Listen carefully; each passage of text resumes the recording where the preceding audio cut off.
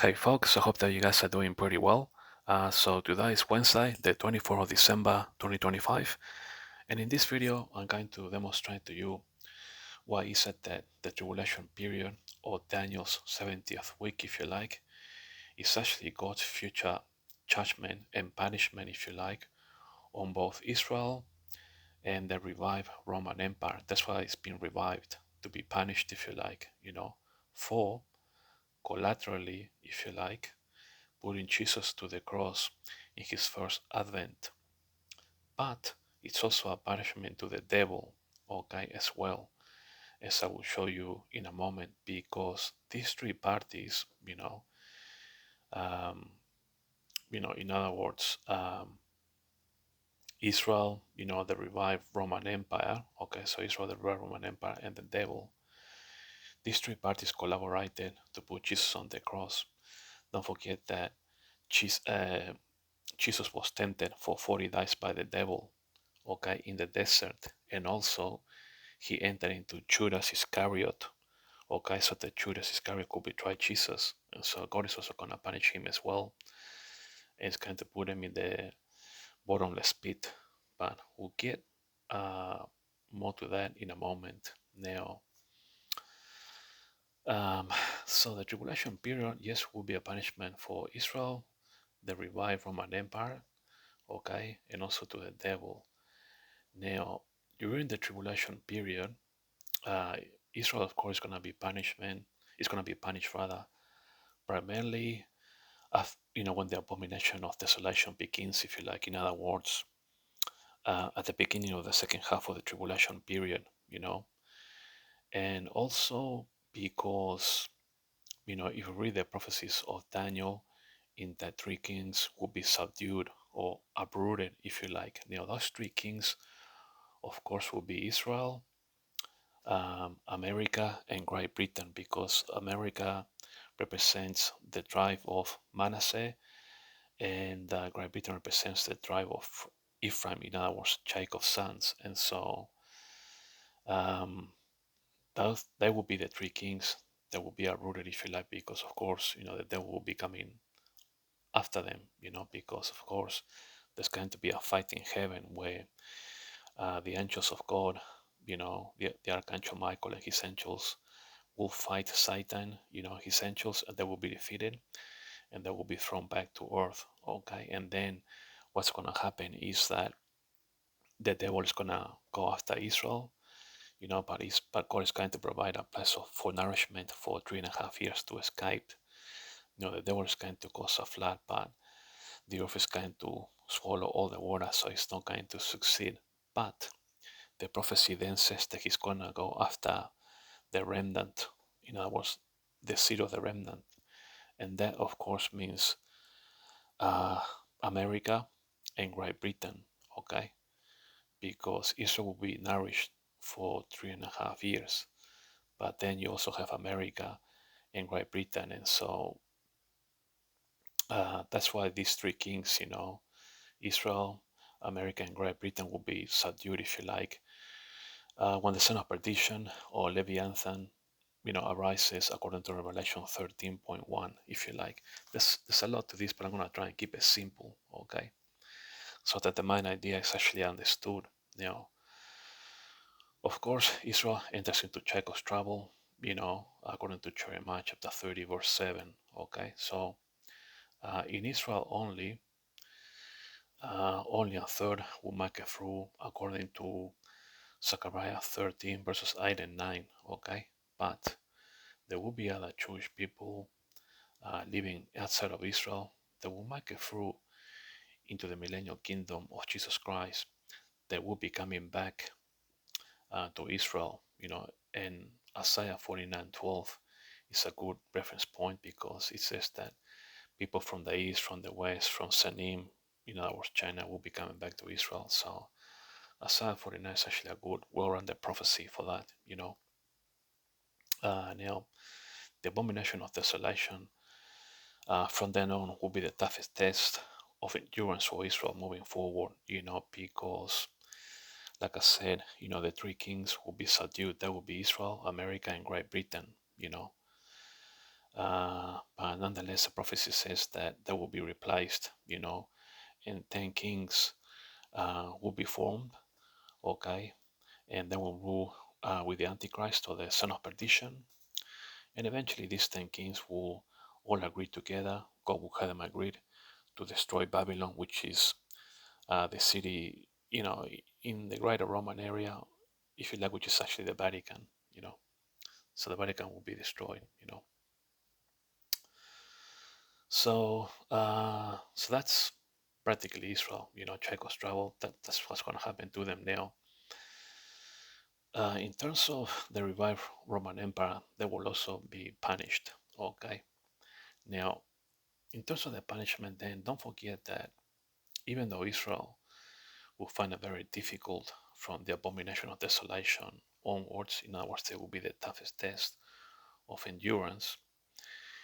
It nonetheless is the punishment will be quite thorough for all parties. That includes not only Israel but also the revived Roman Empire, plus the devil himself. He will find it difficult because even though he's going to do a lot of evil, don't forget then that the book of Revelation tells us that Jesus is going to open up the book, the 6 seals, the 7 trumpets, the 7 vials, plus the 3 woes during the entirety of the tribulation period. And when you got those 21 sets of punishment plus the 3 woes, there's going to be a lot of punishment for all parties throughout the entirety of the tribulation period.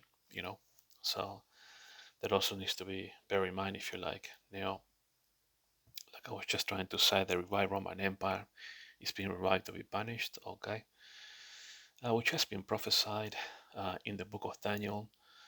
See Daniel 2:41 plus, okay, Daniel 7:7 plus. See Jesus' Olivet Discourse and in the book of Revelation. So you can read Jesus' Olivet Discourse if you like, or Matthew 24 verse 21, Great Tribulation, meaning that Leviathan arises according to Revelation 13.1. Israel will have to flee. You will have the abomination of desolation during the Great Tribulation, and that's when it's going to get difficult for Israel moving forward. Okay. And of course, Revelation 13.1 tells us that this revived Roman Empire arises. Uh, that symbolic figure, with 7 heads and 10 crowns. Okay, that we read in Revelation 13.1. Now, the revived Roman Empire, it will be revived to be punished upon the return of Jesus as well. But also they will be punished during the tribulation period. We know with the 6 seals, the 7 trumpets, the 7 vials, plus the 3 woes. But the main punishment will come when Jesus comes back, because then Jesus will make the final judgment. He will throw the Antichrist and the false prophet into the lake of fire burning with brimstone, and then they will be put into the abyss, if you like, or the bottomless pit for 1,000 years. Okay. So, yes, so just to finish out, the revived Roman Empire will be punished when Jesus comes back, where he performs his judgment in the valley of Jehoshaphat. Okay. God thinks in terms of generations, and God will punish iniquity upon future generations. Think of Exodus 20, verse 5, and Exodus 34, verse 7, which state that God will bring the consequences of the parents' iniquity upon their children to the third and fourth generations of those who reject him. Okay, so this is just an example, if you like. So God is using the tribulation period to punish the revived Roman Empire and also Israel for the iniquities against Jesus in his first advent. Now, aside from Israel and the Roman revived empire being punished for the iniquities against Jesus, the devil will also be punished for tempting Jesus in the desert for 40 days, and also for entering into Judas Iscariot so that he could betray Jesus. Okay, so Jesus is also going to punish the devil, okay? Because Satan will be punished under Revelation 20, verses 1 to 3, and he will be cast into the bottomless pit for 1,000 years.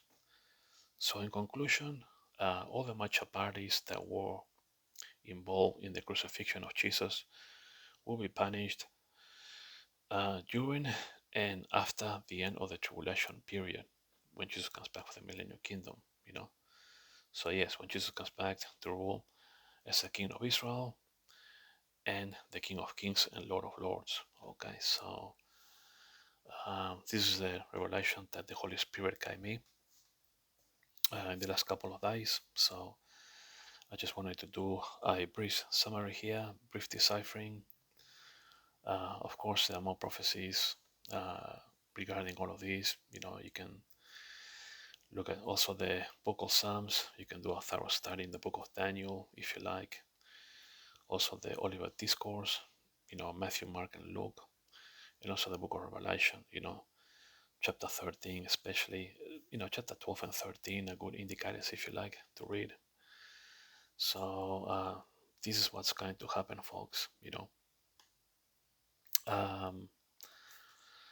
So primarily, you know, the judgment is going to be pretty tough, especially during the second half of the tribulation period, you know.